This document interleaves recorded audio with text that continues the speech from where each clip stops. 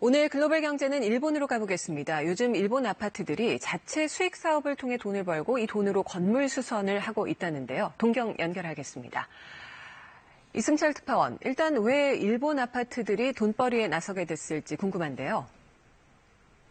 네, 아파트 노후화와 관련이 있습니다. 영상을 보시면서 설명을 드리겠는데요. 도쿄 인근 사이타마 현의 한 아파트입니다. 건축한 지 34년 됐습니다. 벽은 갈라지고 떨어지고 비가 올 때는 젖어드는 곳도 있습니다.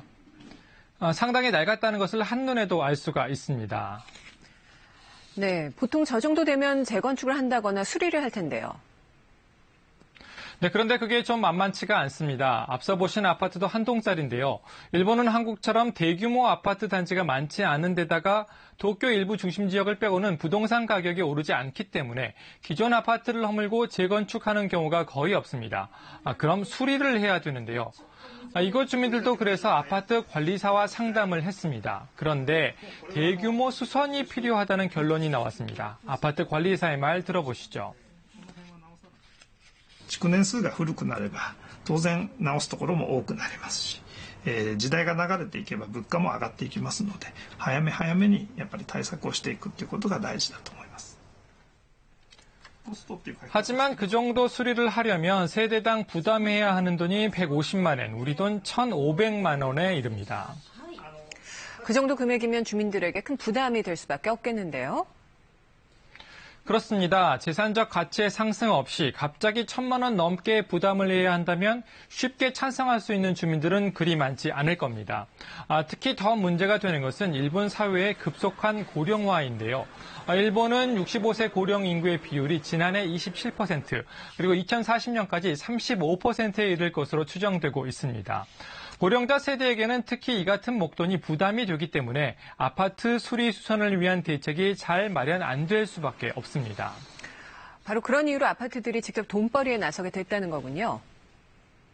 그렇습니다. 이번에는 다른 아파트의 경우 한번 보시죠. 역시 아파트 관리사에게 상담을 했는데요.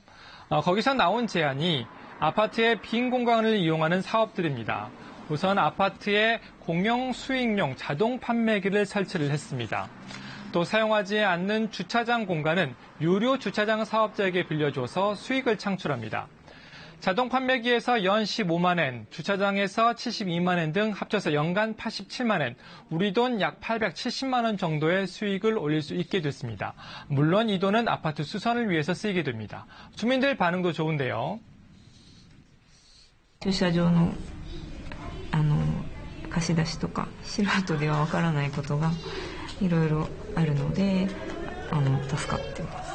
長期的な、修繕計画にマンション自体の資金が耐えられなくなるっていうのが一番の問題ですから、できる範囲では収入は増やせるべきだし、無駄な支出は削減すべき。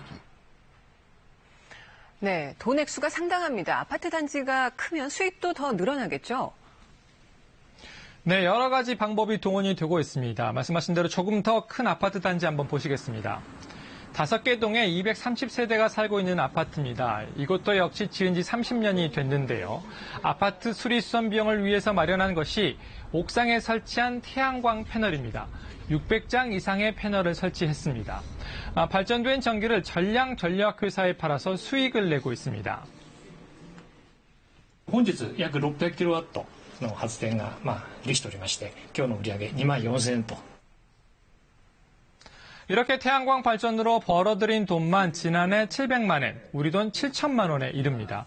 꼭 대규모 아파트 수리 수선을 하지 않더라도 아파트 관리비를 줄일 수 있는 만큼 주민들의 부담을 경감시킬 수가 있습니다. 新たな収益チャンスがあるのかないのか、そこはですね、経営感覚までいかないまでもですね、事業感覚は必要なんだろうなというふうに思っています。 네, 우리나라도 비싼 관리비 문제가 제기되곤 해서 더 관심이 가는데요. 사업 주체는 어떻게 결정하나요? 일본에서도 그 과정은 조금은 복잡합니다. 일단 주민들의 동의가 필요한데요. 아파트 자체에서 돈 버는 사업을 하기 위해서는 먼저 주민들이 관리조합을 만들고요. 주민총회를 엽니다. 여기서 동의를 얻어서 주민들이 운영하는 관리조합을 중심으로 사업을 진행하게 됩니다. 아울러 행정기관의 도움도 좀 필요할 것 같은데요.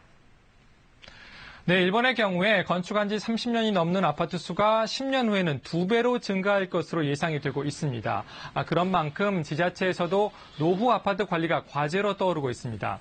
그래서 지자체들이 아파트 관리사를 쉽게 만날 수 있는 상담회를 연다든지 무료로 파견해주는 등 적극적으로 지원책을 펴고 있습니다. 지금까지 도쿄에서 전해드렸습니다.